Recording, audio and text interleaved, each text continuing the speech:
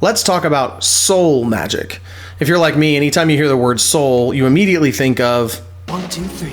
Just let your soul go. Just let it shine through. No, just me. All right, sorry. If you get the reference to that movie, comment down below because it's a great movie. No, what we are talking about is soul magic from the Ptolus book, chapter 35, the magic chapter. But there's also a reference to this in an old D&D 3.5 book called the Book of Eldritch Might 2, Songs and Souls of Power. This book was created for D&D 3.5. It was published by Malhavoc Press, authored by Monte Cook.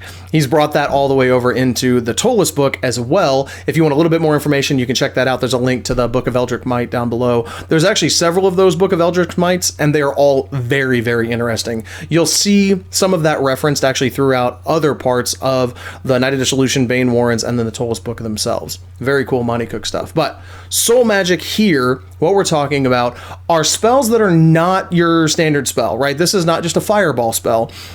A soul spell, soul magic, actually has an intelligence and a soul of its own.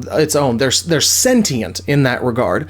Most of the time, your player characters are probably not going to create these. They typically take a large toll on the person creating them, so they're normally created by very powerful people or people with experience to burn, if you will.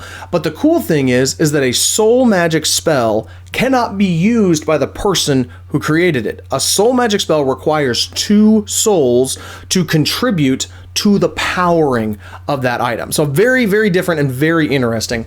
I don't want to do any spoilers here because a player might see this, and I want you to still be curious about soul magic, and I'll talk about that a little bit. But DMs and narrators, look through the book because there's several sprinklings of soul magic that Monte Cook has shown in the Ptolus book where your player characters could encounter these, and then obviously you can take ideas from those to put them into your own campaign.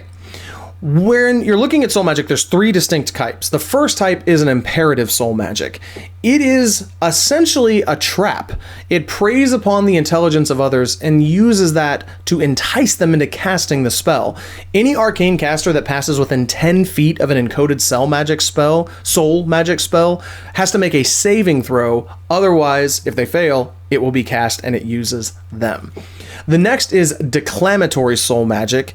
It's more like a normal spell, but it draws power from the caster's own soul. So each declamatory soul magic spell temporarily damages the caster's intelligence, wisdom, or charisma score because it literally draws power from the person itself. Very, very interesting concept there as well. Then the third one is extemporaneous soul magic. This is potentially the most dangerous because it is stored magical energy that's not encoded for a specific effect. So it can be used at varying spell levels, so you can produce an effect equivalent to a 5th level spell, but again, it draws power from the caster in the same way that declamatory soul magic does, but again, it has ability damage and it's even more painful ability damage. So very, very cool stuff. Check out soul magic. I don't want to dive in too much deeper into this because again, I don't want to ruin those spoilers for any players that might encounter this, but this is an often overlooked thing that's in Ptolus. Like I said, there's a few mentions of it in the book, but I really challenge you to try to weave these in because it's one of those things that's going to differentiate your Ptolus campaign from all the other campaigns out there, that a character might encounter something that then forces them to cast a spell. This might be too much of a MacGuffin or too much of a lead by the nose thing if you don't like that, but it doesn't necessarily have to always be bad. Let your creativity flow. Let me know down in the comments below or over on our Ptolus Discord channel if you've already used soul magic, if you plan to, because I'm really curious how you folks are going to be utilizing this or how you already have. If you didn't know, we have a Ptolus Discord channel, so look in the link down below. You can join that and talk to other amazing Ptolus narrators. Obviously, there is a link down below about this soul magic. There's a link to the Book of Eldritch Might 2, so you can find that. Check those links out down below. And until next time, let me know how that soul magic goes, and stay out of the shadow of the Spire.